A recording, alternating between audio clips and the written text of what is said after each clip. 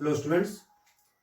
तो आज काइनेमेटिक्स का एक बहुत बढ़िया क्वेश्चन डिस्कस कराने जा रहे हैं जो एक स्टूडेंट ने पूछा हुआ है। एक स्टूडेंट का पूछा हुआ डाउट क्वेश्चन है और उसे आज डिस्कस कराएंगे। क्वेश्चन में पढ़ देता हूँ। The maximum possible acceleration of a train starting from rest and moving on a straight track is 10 metre per second square. एक ट्रेन जो स्ट्रेट ट्रैक पे चल रही है उसका मैक्सिमम पॉसिबल जो एक्सेलरेशन है वो गिवन है 10 metre per second square and maximum possible retardation is 5 metre per second square. और रिटार्डेशन जो मैक्सिमम पॉसिबल है वो 5 है। The maximum speed that train can achieve is 85 metre per second. Train जो मैक्सिमम स्पीड अचीव कर सकती है वो है आपका 85 मीटर पर सेकेंड। और इसमें आगे लिखा हुआ है minimum time in which the train can complete a journey of 1000 meter ending at rest। Finally वो जाके रुक जाती है 1000 मीटर कंप्लीट करने के बाद। एक जर्नी जो 1000 मीटर की है उसे वो कंप्लीट करती है मिनिमम टाइम में, और वो टाइम दिया हुआ है n√2/3 ऐसे दिया हुआ है।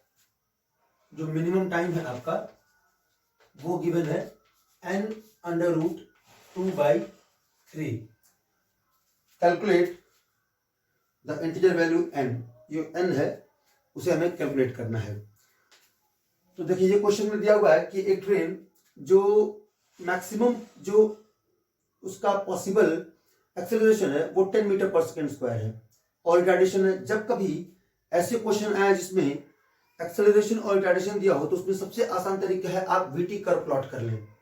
वीटी कर्व प्लॉट करने से एक बेसिक थॉट, एक बेसिक आइडिया आपको मिल जाएगा कि कैसे आप क्वेश्चन में आगे प्रोसीड करेंगे। जैसे हमें कुछ नहीं पता तो हमें वीटी कर्व यहां प्लॉट कर लेना होगा। वीटी कर्व मतलब वेलोसिटी टाइम कर्व, ये वेलोसिटी टाइम कर्व।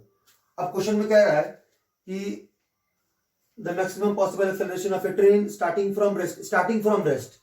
तो कहां से स्टार्ट किया है? जीरो वेलोसिटी से, और एक्सेलरेट हो रही है और मैक्सिमम कितनी एक्सेलरेशन है उसका 10 मीटर पर सेकेंड स्क्वायर। तो मान लें ये जो स्लोप है वीटी कर्व का वो आपका स्लोप कितना है? 10 है। यहां पर लिखता हूं मैं स्लोप कितना है? 10। उसके बाद कह रहा है कि फिर से मैक्सिमम पॉसिबल रिटार्डेशन कितना है उसका? 5। ये स्लोप हालांकि नेगेटिव होगा लेकिन मैग्नीट्यूड लिखता हूं मैं केवल 5। ये स्लोप कितना है? 5। मैक्सिमम पॉसिबल जो रिटार्डेशन है वो उसका कितना है? 5 मीटर पर सेकेंड स्क्वायर। और मैक्सिमम पॉसिबल एक्सेलरेशन कितना है? 10 मीटर पर सेकेंड स्क्वायर। अब ये मान ली मैक्सिमम स्पीड हो गई 85 मीटर पर सेकेंड तक वो अचीव कर सकता है। अभी देखेंगे कहां तक पहुंच रहे हैं। और ये मान ली ये वाली जर्नी हुई t1 टाइम तक, ये जर्नी t2 टाइम तक, और फाइनली वो एंडिंग एट रेस्ट लिखा हुआ है क्वेश्चन में। इसका मतलब है फाइनली वो रुक जाता है। वेलोसिटी कितनी हो जाती है उसकी? 0। भाई रिटार्डेशन होते होते होते होते उसकी फाइनल वेलोसिटी क्या हो जाएगी? 0। और इनिशियल वेलोसिटी भी क्या थी? 0। स्टार्ट भी रेस्ट से किया था और फाइनली वो रुक गया जाके। तो स्टार्टिंग पॉइंट भी 0 वेलोसिटी से स्टार्ट होगी और एंडिंग पॉइंट भी 0 पे। तो ये वीटी कर्व प्लॉट कर लिया। अब वीटी कर्व दोनों चीज मिल सकता है। वीटी कर्व से आप एक्सेलरेशन और रिटार्डेशन भी निकाल लेते हैं अगर उसका स्लोप देखें, और वीटी कर्व का अगर एरिया कैलकुलेट कर लें, ये एरिया, तो उससे डिस्टेंस भी मिल जाएगा। और डिस्टेंस दे रखा है कि इसका एरिया कितना होना चाहिए? इसका एरिया होना चाहिए 1000 मीटर। ये बात ध्यान रखें, यही क्वेश्चन में ट्रिक है, यही क्वेश्चन में अंडरलाइन करने वाले पॉइंट्स हैं कि ये वाला जो एरिया निकालेंगे वो फिक्स है। आपका एरिया निकालेंगे तो क्या मिलेगा? डिस्टेंस। और वो डिस्टेंस कितना होना चाहिए? उसकी जर्नी कितनी है? उसकी जर्नी है 1000 मीटर। तो कैलकुलेशन स्टार्ट करते हैं। यहां से हम t1 t2 की वैल्यू निकाल सकते हैं। स्लोप कैसे लिखते हैं? तो स्लोप लिखते हैं this upon this, tan theta होता है। So v max upon t1, तो 10 is equal to v max by t1। तो यहां से t1 निकल आएगा v max by 10। Similarly t2 कितना होगा आपका? v max by 5। ये आ गया आपका t1 और t2। अब निकाल लेते हैं इसका एरिया जो कि 1000 है, ये ध्यान रहे। तो इसका एरिया निकालेंगे तो कितना होगा आपका? 1/2 T1 plus T2 into v max, और ये एरिया कितना होगा आपका 1000 मीटर। अब T1 T2 की वैल्यू इसमें पुट कर दें, तो T1 T2 की वैल्यू पुट करेंगे तो हो जाएगा आपका v max by 10 plus v max by 5 into v max that is velocity, maximum velocity is equal to 1000। अब इसे सॉल्व कर लें तो हमारे पास मैक्सिमम वेलोसिटी मिल जाएगी। Maximum velocity corresponding to the distance 1000 metre. हालांकि इसे सॉल्व करने का एक और मेथड है कि आप डायरेक्टली टाइम निकाल लें और टाइम निकाल करके इसके साथ कंपेयर कर लें तो एन की वैल्यू आ जाएगी। वो मैं आपको लास्ट में बताऊंगा। थोड़ा सा आंसर थोड़ा सा फर्क होगा इस आंसर से, जो इससे आंसर आएगा थोड़ा अंतर होगा उसमें, और वो आंसर भी अपनी जगह पे सही होगा। कैसे वो मैं अभी एक्सप्लेन करता हूं, पहले इसे सॉल्व करते हैं। तो वी मैक्स अगर यहां से कॉमन ले लें तो वी मैक्स स्क्वायर होगा, तो वी मैक्स स्क्वायर मैं यहां पर बाहर लिख देता हूं, और अंडर रूट में हो जाएगा आपका ये 1/10 1/5 मल्टीप्लाई करेंगे तो 1/20 1/10, और 1/20 1/10 का मतलब होगा 3/20 इज इक्वल टू 1000। इसे सॉल्व कर लें तो v max square is equal to 20 और अपॉन 3, और इसे अगर इसका स्क्वायर रूट करके इसकी वैल्यू फाइंड आउट करेंगे तो ये आएगा 81.6 के आसपास। आप चाहें तो इसे सॉल्व करके देख लें। अगर इसका स्क्वायर रूट करते हैं तो वी मैक्स की वैल्यू आएगी 81.6, और 81.6 को हम लोग लिख सकते हैं 100√2/3। और ऐसा मैंने इसलिए लिखा है क्योंकि हमें जो कंपेयर करना है उसमें √2/3 दिया हुआ है। पहले मैंने यहाँ टाइम लिख दिया है कि मिनिमम टाइम जिसमें उसे 1000 मीटर की डिस्टेंस कवर करना है वो दिया हुआ है n√2/3। क्वेश्चन में एक बार फिर पढ़ दूं कि एक ट्रेन जो स्ट्रेट ट्रैक पे चल रही है वो शुरुआत में रेस्ट से स्टार्ट करती है, और मैक्सिमम जो उसका पॉसिबल एक्सेलरेशन है वो है 10 metre per second square, maximum possible retardation है 5 मीटर पर सेकेंड स्क्वायर, और जो अचीव कर सकती है वो मैक्सिमम स्पीड वो है 85 मीटर पर सेकेंड। अगर वो फाइनली रेस्ट तक पहुंचते पहुंचते 1000 मीटर कवर कर लेती है इन मिनिमम टाइम, इतने टाइम में, तो एन की वैल्यू बताइए। अगर इतने टाइम में उसने 1000 मीटर कवर किया है तो उसमें एन की वैल्यू निकालनी है। तो यहां से पहले हम देख लेते हैं कि उसने जो मैक्सिमम स्पीड अटेन की है वो कितनी है, तो 81.6, और ये क्लियरली दिख रहा है कि दिस इज लेस देन 85। तो हम इस पर काम कर सकते हैं। अगर ये वैल्यू जो मैक्सिमम जो मैक्सिमम स्पीड वो अचीव कर सकती वो अगर 85 से बड़ी हो जाती तो हम दूसरे तरीके से इसको सॉल्व करते, तो हमारा ये जो सॉल्व करने का तरीका है वही गलत हो जाता।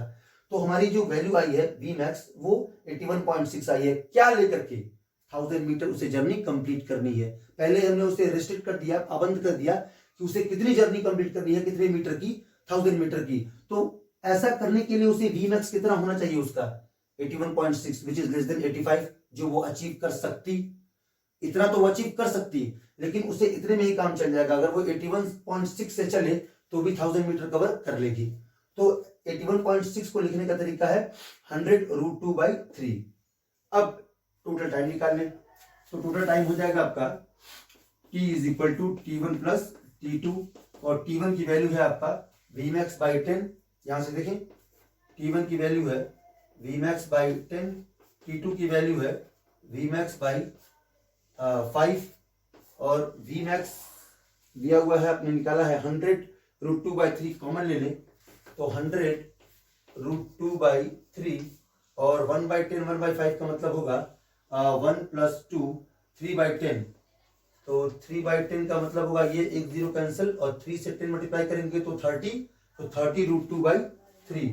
तो जो टोटल टाइम आया वो आया आपका 30√2/3। ये टोटल टाइम उसे लगेगा मिनिमम टाइम, और आपके पास जो टाइम मिनिमम गिवन है वो है n√2/3। कंपेयर करने पर इन दोनों को साफ साफ दिख रहा है कि n की वैल्यू कितनी आ रही है 30। ये एक इंटीजर वैल्यू आ गई हमारे पास, जो आंसर है आपका। अच्छा, इसी क्वेश्चन में अगर सॉल्व ऐसे करें, ये तो एक तरीका था सॉल्व करने का। अगर इसी क्वेश्चन को सॉल्व करें कि टोटल जो आपका एक्सेलरेशन चला वो कितने टाइम तक चला, आप देखें कितने टाइम तक चला, आपका मैक्सिमम पॉसिबल स्पीड है आपका, 10 स्लोप है, यहाँ पर 5 है, तो यहाँ हो जाएगा आपका 8.5, यहाँ हो जाएगा आपका 17।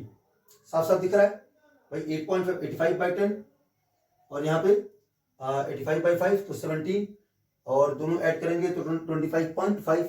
अब 25.5 ये आपका टाइम है। इस टाइम से अगर टोटल टाइम ये है और अगर इसका एरिया निकालेंगे तो 1/2 इंटू 85 इंटू 25.5, तो क्लियरली दिख रहा है कि 1083 मीटर आ जाएगा, जो कि 1000 मीटर से ज्यादा हो रहा है। तो इसका मतलब है हमें यहाँ पर टाइम की वैल्यू अननोन रखनी होगी। तो अगर टाइम की वैल्यू अननोन रख दें, टी रख दें, 85 अचीव करा दें उसे, ये मान करके कि जो मैक्सिमम स्पीड वो अचीव कर सकता है वो अचीव करके चले, तो उसे कितना टाइम लगेगा, तो मिनिमम टाइम जो लगेगा वो लगेगा आपका 23.3 या 5 सेकेंड ऐसे कुछ लगेगा समथिंग। और इसको इस टाइम को अगर कंपेयर करेंगे इसके साथ, तो आपके टाइम की जो वैल्यू आएगी वो आएगी 28 पॉइंट समथिंग ये आएगी। आप सॉल्व करके देख लें, अगर आप इसको ये वाला टाइम जो लगेगा कि कितने टाइम तक वो एक्सेलरेट हुआ तो 8.5, कितने टाइम तक वो रिटार्ड हुआ तो 17, टोटल टाइम 25.5। अगर इस टाइम से वो पूरा डिस्टेंस कवर करे तो इतने टाइम तक वो चलता है और कवर करता है तो 1083 मीटर तक चला जाता है, जो कि अलाउ नहीं है। उसे 1000 मीटर में ही अपनी जर्नी कंप्लीट करनी है। तो एक काम करें, यहाँ पर टी की वैल्यू अननोन कर दें, तो 1/2 एरिया निकालें, 1/2 total time T into maximum possible 85, और यहाँ लिख दें 1000, इधर कर दें 1000, तो टी की जो वैल्यू आ जाएगी वो 23 पॉइंट समथिंग आएगी। और ये वैल्यू अगर पुट करें तो सॉरी, इस वैल्यू के साथ अगर कंपेयर करें मिनिमम टाइम को, तो एन की वैल्यू आती है 28 पॉइंट समथिंग, इससे थोड़ा सा कम। ये तब था जब उसने मैक्सिमम पॉसिबल जो अचीव कर रहा था वो वैल्यू यहां पर आपने पुट किया और तब टाइम निकाला। तो उस टाइम के साथ जब कंपेयर करेंगे इसे, तो एन की वैल्यू थोड़ा सा कम आएगी। लेकिन इस जरूरत क्या है, इतनी जरूरत ही नहीं थी। अगर हमने पहले ही 1000 मीटर पर उसे रख दिया कि उसने 1000 मीटर कवर किया, वी मैक्स निकाल लेते हैं कि कितने वो स्पीड से, मैक्सिमम कितनी स्पीड से चले।